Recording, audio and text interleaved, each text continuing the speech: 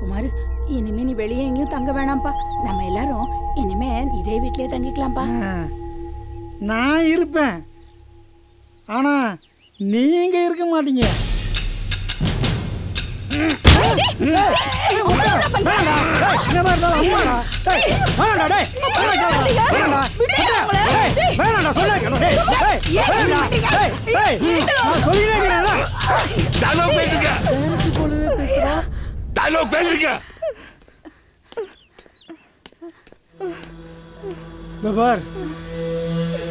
ஒட்டுமொத்த சொத்தையும் அப்பா என் பேர்ல எழுதி வச்சிட்டாரு. இந்த சொத்துல இனிமே உங்களுக்கு எந்த பங்கும் கிடையாது.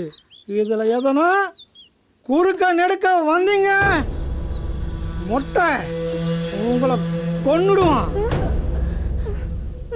நாம தானே பிரச்சனை பண்ண வந்தோம், இப்போ நாம பிரச்சனையில மாட்டிக்கிட்டா போல தோணுதே. பயமாகுதுரா சம்மு.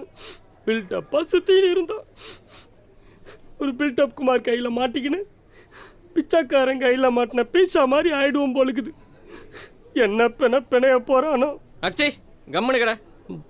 அவனு மனுஷன் தானே, நம்ம சூழ்நிலையை புரிஞ்சுக்காதே போயிட போறான். அதில் தான் எனக்கு டவுட் ஆகுது. அவனை பார்த்தா மனுஷன் மாதிரியே இல்லைடா. அவன் மூஞ்ச பாரு, வைரஸ் நோய் வந்த வரிக்குதுரா போல இருக்குது. இவெல்லாம் கடிக்கவே வேணாம், நக்குனாலே போதும் நாஸ்தி ஆயிடுவோம். ரொம்ப பேச்சராகுதுடா.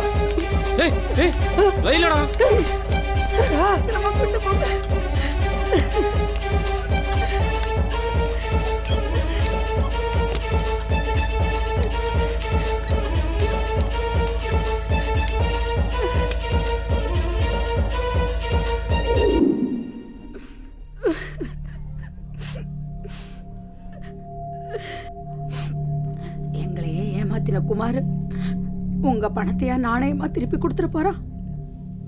குமார் இவ்வளவு மோசமானதுக்கு காரணமே அந்த மொட்டை தான் தம்பி.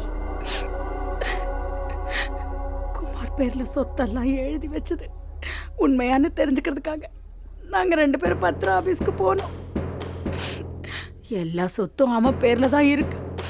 ஆனா என் புருஷன் மனசார அவன் பேருக்கு எழுதி வச்சிருக்க மாட்டார் தம்பி. அதனால அவன் பேர்ல கேஸ் கொடுக்கறதுக்காக நாங்க 2 பேரும் போலீஸ் ஸ்டேஷனுக்கு போன போதுதான் அந்த மொட்டை இவளை இப்படி அநியாயமா அடிச்சு போட்டுட்டான். என்னங்கம்மா இது?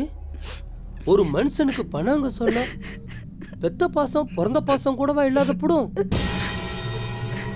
அந்த குமார் இவ கூட பிறந்தவனும் இல்ல, என் புருஷனுக்கு பிறந்தவனும் இல்ல தம்பி. என்னடா சொல்றாங்க?